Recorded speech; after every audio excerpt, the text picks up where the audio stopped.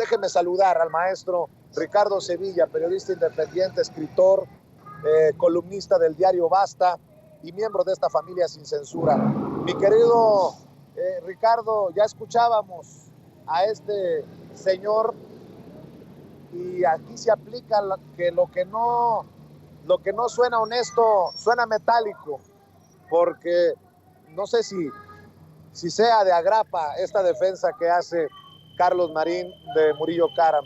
Te saludo, Ricardo. Querido Vicente, público memorioso, no, no es gratuita. Este es uno de los personajes, Carlos Marín, que más dinero ha recibido de los gobiernos pasados, concretamente del gobierno de Enrique Peña Nieto, hay que decirlo con todas sus letras, ya han salido datos duros, salió la famosa lista donde se probaba con datos duros también, con cifras, cuánto dinero había ganado Carlos Marín. Es un personaje diminuto, pero más allá de su estampa física, no hay que concentrarnos en esta figura pifiada, sino en el vergonzante papel que ha desempeñado dentro del concierto periodístico de este país. Y es que Carlos Marín, además de ser un personaje obcecado, redundante, es un sujeto que en algún momento el mismo Julio Scherer García, fundador de la revista Proceso, hoy caída en desgracia gracias a las falsedades y a las mentiras que propaga, pues bueno, era uno de los reporteros que tenía mayor esperanza, por lo menos así parecía en la década de los años 90, pero ya este sujeto es desde hace mucho tiempo un sujeto pifiado y anacrónico, el exdirector del periódico Milenio, hay que recordar que era director, ya después no lo quiso Francisco de González y lo echó. Pues bueno, fue un estudiante sobresaliente de la carrera de periodismo, se aplicó como redactor en el suplemento El Gallo Ilustrado, fue profesor itinerante de la Facultad de Ciencias Políticas y Sociales de la UNAM, al menos así se decía, y yo lo vi en efecto como 2 o 3 ocasiones cuando yo estudiaba por allá, pero no aparecía mucho tiempo. Se necesita ser idiota para, como dice Carlos Marín, para sustentar la verdad histórica. Yo opino completamente opuesto a lo que este señor leyó. Yo creo que no ha leído el informe, precisamente por eso el presidente López Obrador le dice, acérquense al informe, a este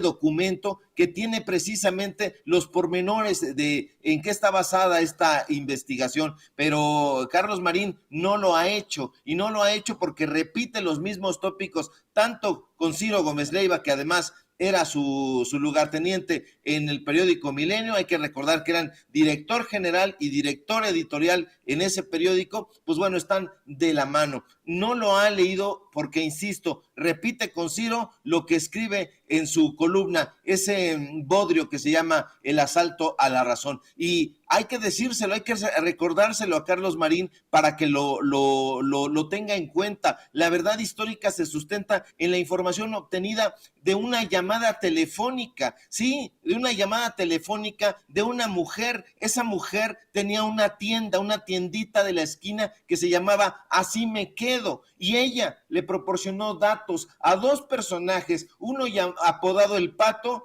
y otro apodado El Chereje, y posteriormente pues hubo interrogatorios realizados mediante tortura, muchísimas, innumerables e inenarrables actos de tortura, y pues bueno, lo que ocurre en ese momento que esta verdad histórica fue adoptada por Murillo Karam. No es que, como dice Carlos Marín, en la teatralización se sentara Jesús Murillo Karam con Enrique Peña Nieto a redactarla. No, en ese momento, en esa reunión de gabinete, porque se realizó una reunión de gabinete en Los Pinos, el presidente en ese entonces, Enrique Peña Nieto, le exigió resultados a Jesús Murillo Karam. Entonces, ¿qué fue lo que hizo el Procurador General de la República hoy tras las rejas? Pues bueno, que se adhirió a esta verdad histórica. Fíjate nada más qué cosa tan terrible. Se adhirió a una información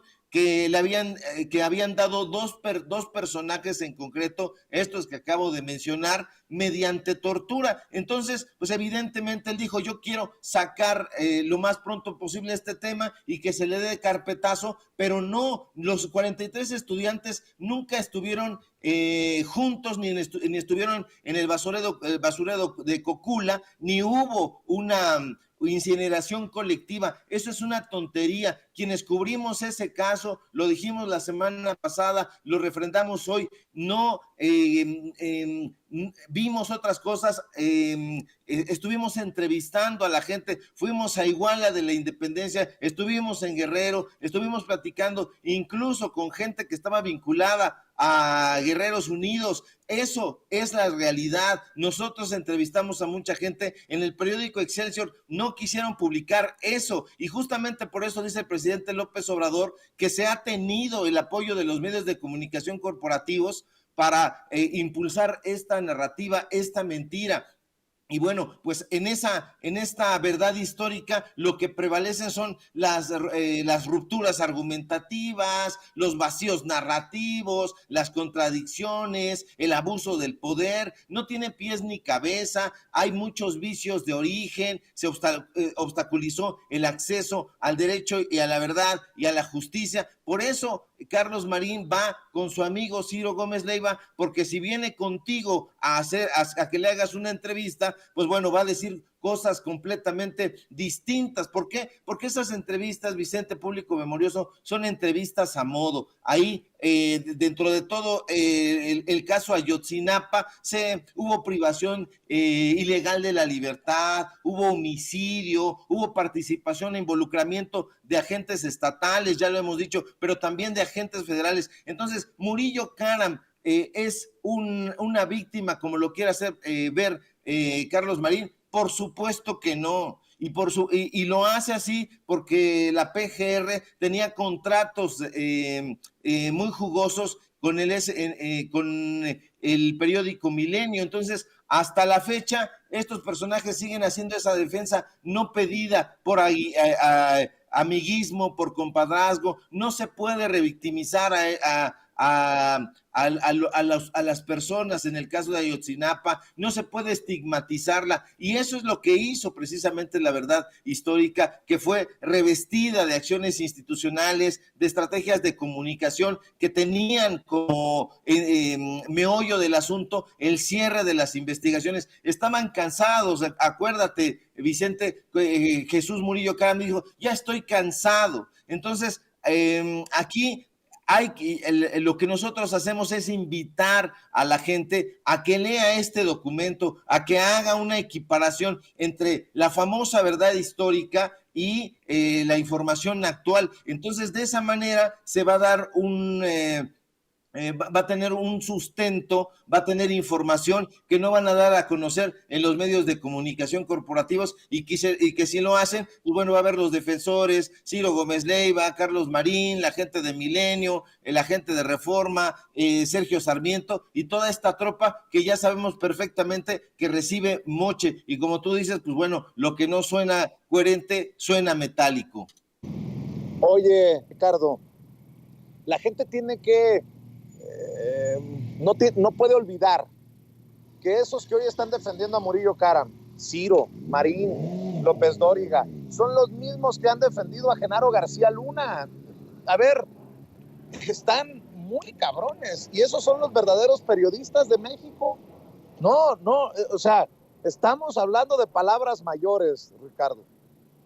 Sí, estos mismos personajes son los que han cerrado los ojos ante los grupos criminales en otros lugares. Son los que cierran los ojos ante las estructuras delictivas. Las estructuras delictivas no solamente están en el crimen organizado, también están en los medios de comunicación. Sí, hay una cooperación de parte de estos personajes donde ya no hay ética periodística y todo se dio al dinero. Hay la participación de estos sujetos en la confección de una narrativa teatralizada, de una narrativa a modo, y la presentan de manera vehemente y de manera repetitiva en los medios de comunicación. Si una persona, alguien de la audiencia de Sin Censura va y toma un periódico, entra a un portal de Excelsior, del Universal, del Financiero, del Reforma, se va a dar cuenta que operan bajo la misma narrativa, es el mismo esquema, hay 2 o 3 tópicos y los empiezan a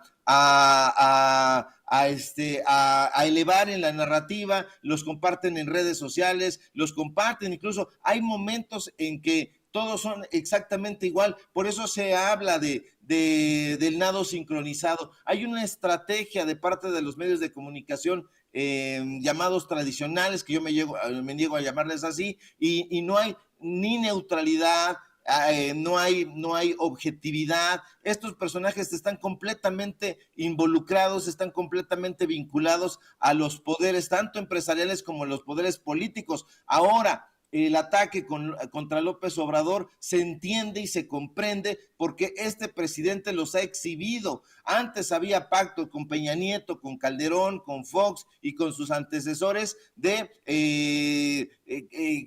tú pico de cera, callado, y vamos a darte chayote y vamos a darte contratos de publicidad para que no nos pegues. Entonces, en todos los medios de comunicación escritos se sabe perfectamente que hay publireportajes, que hay debes y que los editores responsables los incluyen ahí. Entonces esto lo tiene que saber la gente. En todas las mesas de redacción siempre se propone una página completa, 2 páginas completas para apoyar al candidato en turno, y eso la gente lo tiene que saber. Yo creo que ya lo sabe porque se lo hemos dado a conocer. Entonces la revista Proceso, esta muchacha que va allá y hace estas preguntas beligerantes donde da primero toda una serie de exposiciones que más se parecen a un enfrentamiento, un confrontamiento con el presidente López Obrador, ya están cundiendo. ¿Por qué? Pues porque sus jefes le están diciendo, la línea es esta.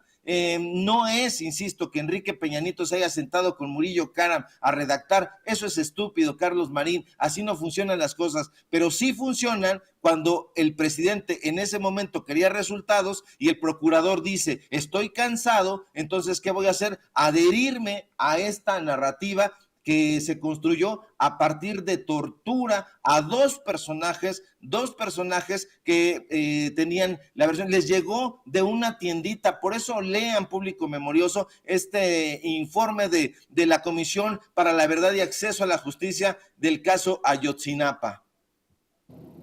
Bueno, pues mi querido Ricardo, estamos al pendiente de lo que tuitees y de lo que publiques en el diario Basta. ¿Por qué no cerramos también invitando a tus trincheras? Memorioso, síganme por favor en Twitter, @Sevilla Crítico, en Facebook, Ricardo Sevilla, así nada más. Síganme por favor en el diario Basta. Hoy publicamos en un momento, ya la compartimos en redes sociales. Síganme por favor en Ricardo Sevilla, los datos duros. Hoy tenemos informativo en punto de las 8:30, y por supuesto aquí en La Familia Sin Censura, donde los medios de comunicación corporativos pues no quieren que se asomen, precisamente porque nosotros damos la información y decimos las verdades aunque les duela, sin eufemismos. Abrazo fuerte, querido Vicente. Nos encontramos por aquí el día de mañana. Claro que sí. Muchas gracias, Ricardo Sevilla, hablando con nosotros sin censura.